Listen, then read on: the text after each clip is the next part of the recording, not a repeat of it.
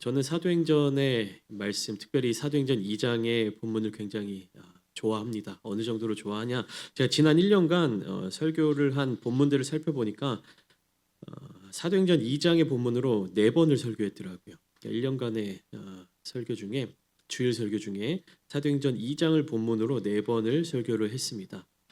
제가 표어로 삼은 비전이 이 사도행전 2장의 말씀으로 시작되었기 때문도 있지만 제가 꿈꾸고 바라는 교회의 모습이 바로 이 사도행전적 교회의 모습이기 때문입니다.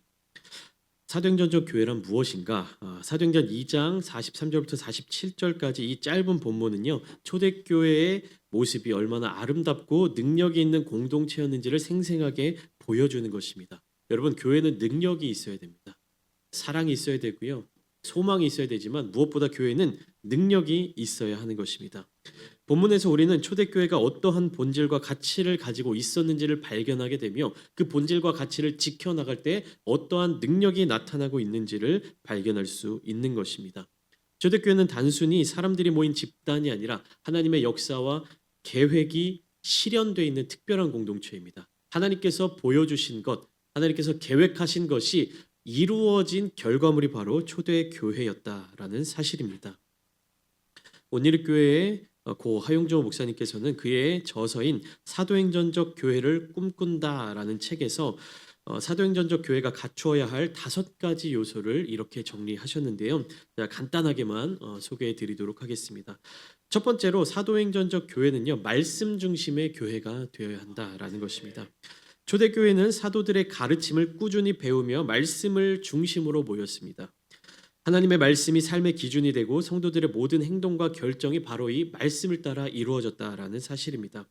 교회는 말씀 없이 존재할 수 없고 교회의 생명력은 하나님의 말씀으로 나옵니다. 예수 그리스도께서 피값을 주고 사신 그 교회가 오늘날까지 이어진 바로 이 교회인데, 그 교회의 기준이 되시는, 교회의 머리 되시는 예수님께서 바로 무엇입니까? 말씀이시죠.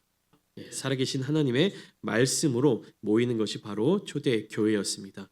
두 번째로 초대교회, 사도행전적 교회는 예배와 기도의 교회였습니다. 초대교회는 날마다 성전에 모여 예배하고 하나님께 찬미하며 기도에 전념했습니다. 여러분, 기도는 하나님과 교제하는 가장 중요한 수단이고 또 예배는 하나님께 드리는 헌신의 표현입니다. 오늘날의 교회 또한 예배와 기도에 집중해야 하는 것이에요. 그러니까 예배가 본질인 것입니다. 교회가 전도를 위해서 혹은 성도들의 어떤 교육이나 양육을 위해서 여러 가지 프로그램들을 많이 도입하곤 하는데, 무엇보다도 교회에서 가장 본질적으로 지켜내야 하는 것은 무엇입니까? 예배라는 것입니다. 그것이 교회의 정체성인 것이죠. 그리고 그 예배와 함께 기도는요, 우리의 삶에 있어서, 신앙생활에 있어서 빠져서는 안 되는 중요한 핵심입니다. 왜 그렇습니까? 예배를 구성하는 3가지 요소가 있습니다. 신학적으로 여러 가지가 다양하게 있겠지만 첫 번째는 말씀, 그러니까 설교의 메시지가 있는 것이고요. 두 번째는 찬양입니다. 그리고 세 번째는 기도인데요. 여러분, 말씀은 무엇입니까? 하나님의 뜻을 목회자를 통해서 우리들에게 주시는 것. 하나님에게서부터 사람에게로 오는 것이 메시지입니다. 그리고 찬양은 무엇입니까? 사람에게서부터 하나님께로 올라가는 것이 찬양입니다. 근데 기도는 무엇이에요? 하나님과 사람 간의 상호 교통입니다. 상호 소통이에요. 그러니까 우리가 하나님께 예배하고 찬양하는 것이 중요하지만 그 중에서도 가장 우리가 귀하고 값지게 여겨야 하는 것이 기도인 것이요. 왜냐하면 우리가 하나님께 올려드리고 하나님의 응답을 받을 수 있는 요소가 바로 기도이기 때문입니다. 여러분, 예배와 기도를 지켜나가시기 바랍니다. 기도를 쉬는 죄를 범하지 않기를 소망합니다. 날마다 기도의 자리 가운데 하나님의 은혜를 간구하며 하나님의 음성을 들으시기를 축복합니다. 세 번째로 사도행전적 교회는요, 성령 충만한 교회였습니다. 초대교회는 성령의 역사로 가득 찬 교회였습니다. 성령 하나님께서 제자들 가운데 임하시자 기적과 표적이 나타났으며 변화가 일어났습니다. 꽉 막혀져 있는 것 같은 우리의 삶의 모습 속에서, 아무런 변화를 느끼지 못할 것만 같은 우리의 현실 속에서 강력한 변화를 일으켜 주시는 분이 바로 성령 하나님이시다라는 사실입니다. 메마른 것 같은 우리의 삶의 자리 가운데 생명의 생수, 예수 그리스도를 만나는 그 은혜를 통하여서 그 은혜가 폭발적으로 우리의 삶을 주관하도록 하시는 주관자가 바로 성령 하나님이시다라는 사실입니다. 성령의 충만함은 교회의 성장과 사역의 열매를 맺게 하는 원동력이며 교회의 정체성을 드러내는 것입니다. 그리고 네 번째 사도행전적 교회는요, 사랑과 나눔의 교회입니다. 초대교회는 사랑과 나눔으로 가득 찬 공동체였습니다. 성도들은 자신의 재산을 팔아서 필요한 사람들에게 나누어 주기도 했으며 물질적 나눔뿐만 아니라 영적인 나눔도 함께 실천했습니다. 바로 이 사랑과 나눔은 교회를 교회되게 하는 핵심적인 요소 중에 하나입니다. 교회를 다니면서 예수 그리스도께서 머리 되신 그리고 성령님의 인도하심을 따라 말씀과 기도가 있는 그 교회의 자리 가운데서 사랑과 나눔이 없다면요, 그것은 생명을 잃어버린 교회. 바로 사도행전적 교회는요, 이러한 사랑과 나눔이 넘쳐나는 교회였으며, 마지막으로 다섯 번째, 자기들 안에서만 머무르는 교회가 아니라 선교적 교회를 이루어가는 것이 바로 사도행전적 교회입니다. 하나님께서는 이 초대교회를 통하여서 복음이 전파되게 하였으며 또 구원받는 자를 날마다 더해 주셨고, 성도들은 세상 속에서 복음을 전하며 하나님의 나라를 확장시켜 나갔습니다. 나만 은혜를 누리고 나만 그것을 누리는 것으로 끝나는 것이 아니라 이 은혜가 세상 가운데로 전파될 수 있도록 그런 역할을 했던 것이 바로 사도행전적 교회, 초대교회의 모습이었던 것입니다. 이 다섯 가지 요소는요, 오늘날 우리들이 살아가야 하는 이 땅에서 교회가 추구해야 할 방향성을 동일하게 제시합니다. 2000년 전의 상황과 지금의 상황이 다르다라고 느껴진다 하더라도 교회의 본질은 똑같아야 한다라는 것입니다. 하나님께서 명령하여 주시고 예수 그리스도께서 세워주신 이 교회의 본질을 우리는 잃어버려서는 안 된다라는 것입니다. 교회가 세상의 사람들에게 복음을 전하기 위해서 다양한 전도의 방법들, 다양한 전도의 수단들을 찾아가고 있는 현실입니다. 그것이 지혜라고 이야기하기도 하고요. 어떤 분은 그런 것이 교회가 가져야 될 센스라고 이야기하기도 합니다. 그러나 여러 가지 방법과 여러 가지 수단과 여러 가지 센스가 더해진다 하더라도 그 안에 교회의 본질이 없다면 그것은 교회의 정체성을 잃어버린 것이고, 아무리 많은 사람들이 모인다 하더라도 그곳은 교회라 이름 부를 수가 없는 것입니다. 그렇기 때문에 우리가 전도를 위하여서, 복음 증거를 위하여서 다양한 방법과 수단을 찾아낸다 할지라도 이 다섯 가지 요소, 사도행전적 교회, 예수님께서 세워주신 바로 그 교회의 본질을 잃어버리지 않기 위해서는요, 우리가 이 말씀을 붙들고 날마다 기도로 전진해야 할 것입니다. 그렇다면 사도행전적 교회의 근본은 어디에 있느냐? 그 근본은 바로 예수 그리스도의 십자가와 부활에 있습니다. 이 십자가는 교회의 중심이며 교회의 토대입니다.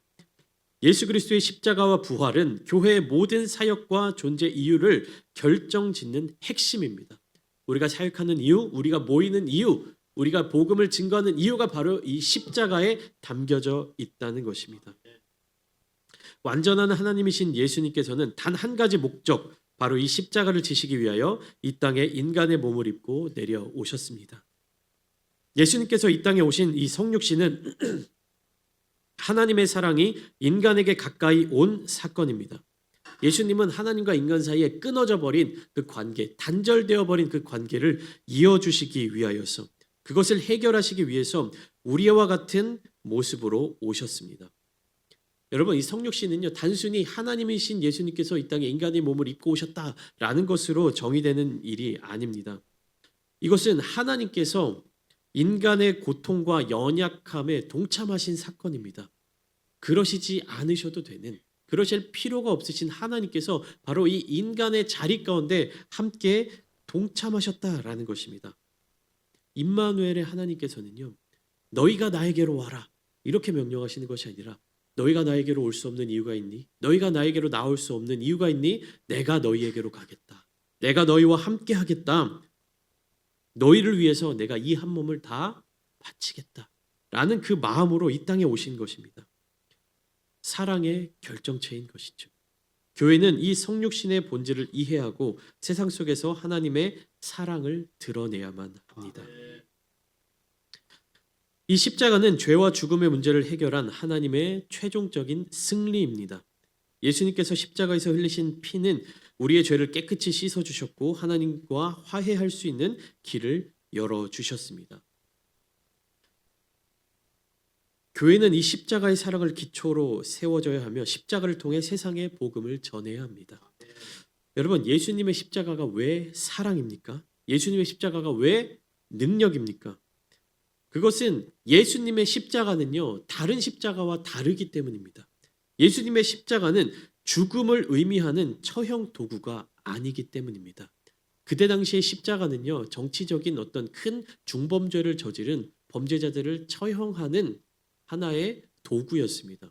그러니까 당시에 예수님 당시에 그 이전에 십자가의 의미는 무엇입니까? 고통과 죽음입니다. 그러니까 십자가는요, 죽음의 의미였습니다. 그러나 예수님께서 그 십자가에 달려 죽음을 당하신 이후에 부활하신 후 십자가는 우리에게 무엇입니까? 생명입니다. 더 이상 십자가는 죽음의 의미가 아니라 부활이며 소망을 가진 생명의 의미로 우리에게 다가온 것입니다. 죽음을 이기신 하나님의 능력, 우리들에게 영원한 생명의 확신을 주는 바로 그 십자가의 은혜가 이 교회 안에 살아 역사해야 한다는 것입니다. 이 부활의 능력은요, 교회를 세상 속에서 빛과 소금이 되게 하는 능력이며 또 초대교회 성도들이 핍박 속에서도 흔들리지 않을 수 있었던 능력이었습니다. 우리 또한 바로 이 부활의 능력을 힘입어 세상에 소망을 전해야 합니다. 여러분, 오늘날의 이 땅의 삶의 자리 가운데 얼마나 소망을 잃어가고 있습니까? 얼마나 이 땅에서 희망이 빛을 잃어가고 있습니까? 도대체 이 땅을 살아가면서 어디에 소망을 두고 살아가야 되며 무엇을 바라보며 살아가야 합니까? 그 누구도 해답을 제시해 줄 수 없는 이 오늘날의 삶의 자리 가운데 바로 우리가 그 답을 제시할 수 있어야 합니다. 예수 그리스도께서 해답이시며 십자가가 정답이며 교회가 그 답을 향하여 나아갈 다리가 되어야 하는 것입니다. 예수님께서 하나님과 우리들 사이에 다리가 되어 주셨던 것처럼 우리도 세상과 하나님 사이에 다리가 되어야 하는 것입니다. 하나님께로 나오는 사람들을 가로막는 걸림돌이 된 것이 아니라 하나님께로 나올 수 있도록 인도해 주는 다리가 되어야 한다는 것입니다. 그런데 오늘날 우리는 과연 세상 사람들을 하나님께로 돌아올 수 있도록 주님께로 나올 수 있도록 인도하는 역할을 하고 있는가? 우리를 한번 돌아보기를 바랍니다. 만약에 우리가 세상 사람들로 하여금 하나님께로 돌아올 수 있도록 믿지 않는 자들로 하여금 예수님의 사랑을 알게 하는 그런 능력을 잃어버렸다면 그 이유가 어디에 있는가? 사도행전적 교회는요, 예수 그리스도께서 머리가 되신 교회입니다. 우리가 그 능력을 잃어버린 것은요, 예수님께서 우리의 머리가 되지 못하셨기 때문입니다. 예수님께서 교회의 주인이십니다. 예수님께서 교회의 방향성을 제시해 주십니다. 그러니까 교회는 예수님의 뜻을 따라 움직이며 예수님의 가르침과 그 삶을 실천해야 하는 곳입니다. 그렇기 때문에 교회는 항상 예수님의 뜻을 분별하며 그 뜻을 구하고 순종해야 하는 것입니다. 예수님의 뜻은 어디에 나타나 있습니까? 성경 말씀 속에 명확하게 나타나 있습니다. 그렇기 때문에 우리는요, 말씀을 날마다 사모해야 합니다. 주님께서 우리에게 어떤 말씀을 주시는지, 하나님의 뜻이 어디에 나타나 있는지를 알아야 그 말씀에 순종할 것 아니겠습니까? 예수님의 뜻이 무엇인지도 모른 채 우리가 예수님의 뜻대로 살아갑니다라고 고백해서는 안 된다라는 이야기입니다. 하나님의 뜻이 무엇인지, 예수님의 마음이 어디에 담겨져 있는지를 우리가 명확하게 알고 그 말씀에 순종해 나가야 하는 것입니다. 교회는 이러한 예수님의 사역을 이어받아 세상을 향해 사랑과 복음을 실천해야 합니다. 그러나 우리의 현실을 돌아볼 때 주님의 뜻이 무엇인지를 분별하는 것과 또 그것을 넘어서서 온전한 순종으로 나아가는 것은 너무나도 어려운 일입니다. 왜 그렇습니까? 이 교회는 정말로 다양한 지체들로 이루어져 있고 또 하나하나의 지체들이 각자 자기의 존재감을 자각하고 있기 때문에 예수 그리스도가 머리가 되시기가, 예수 그리스도의 뜻이 이 교회 가운데 다다르기가 너무나도 어렵습니다. 예수님이 머리 되셨다라는 것은 모든 생각과 판단과 결정이 누구에게서부터 나와야 된다는 것입니까? 예수님에게서부터 나와야 된다는 사실입니다. 그런데 우리는요, 모든 일의 결정을요, 내가 내리려고 합니다. 내가 결정하려고 합니다. 그러나 사도행전적 교회는요, 교회를 구성하고 있는 모든 그리스도인들이 성령 안에서 예수님을 머리로 삼아 서로 연결되어 있어야 하는 것입니다. 나 혼자 동떨어져 있는 것이 아니라 나와 내 옆에 있는 지체가 함께 연결되어 있어야 되는 것이에요. 무엇으로 말미암아? 예수 그리스도로 말미암아. 내가 머리가 되는 것이 아니라 그리스도께서 머리가 되시는 것이 핵심입니다. 사도 바울은 에베소서 4장 16절 말씀에 이렇게 고백하고 있습니다. 그에게서 온 몸이 각 마디를 통하여 도움을 받음으로 연결되고 결합되어 각 지체의 분량대로 역사하여 그 몸을 자라게 하며 사랑 안에서 스스로 세우느니라. 그 몸을 자라게 하시는 분이 누구십니까?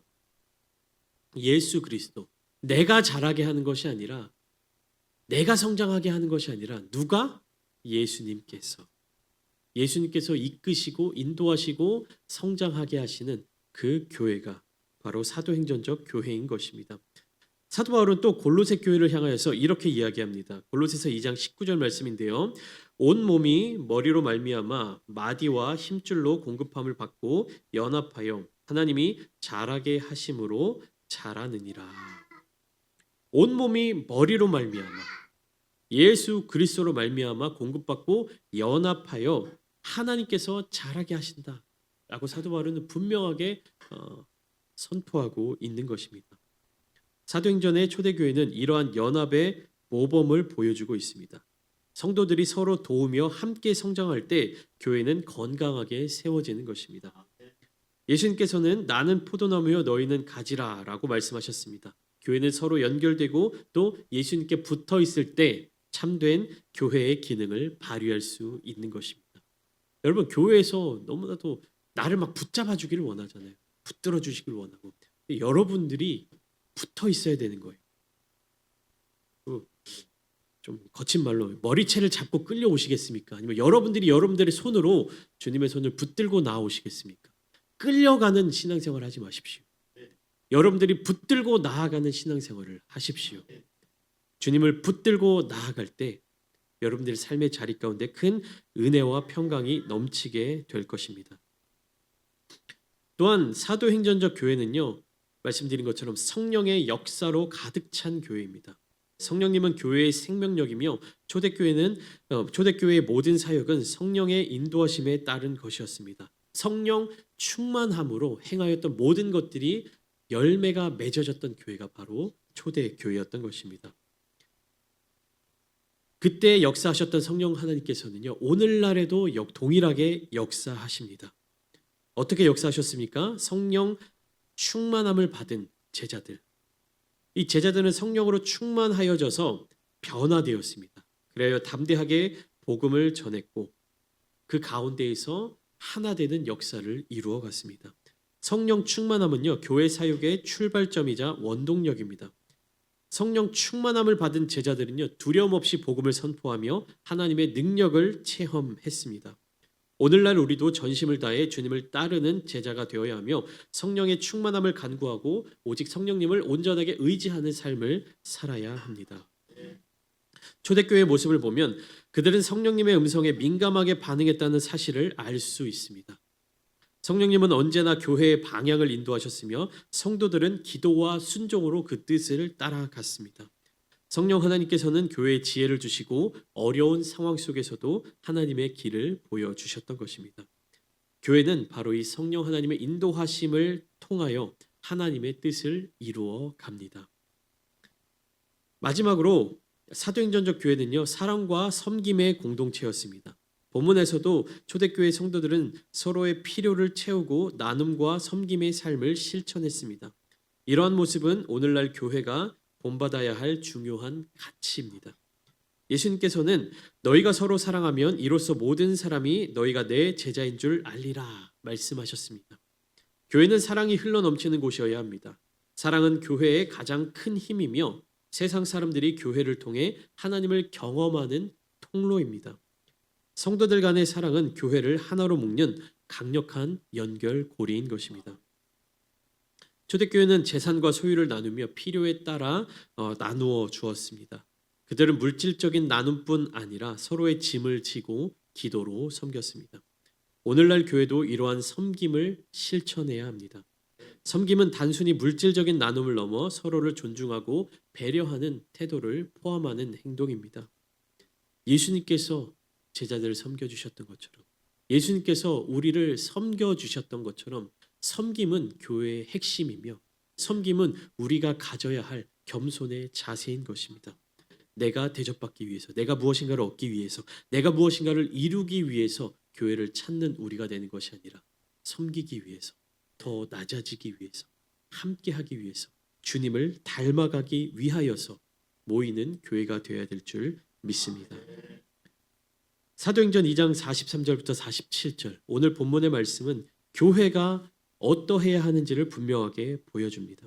사도행전적 교회는 말씀과 예배와 성령과 사랑과 그리고 선교의 비전을 품은 교회입니다.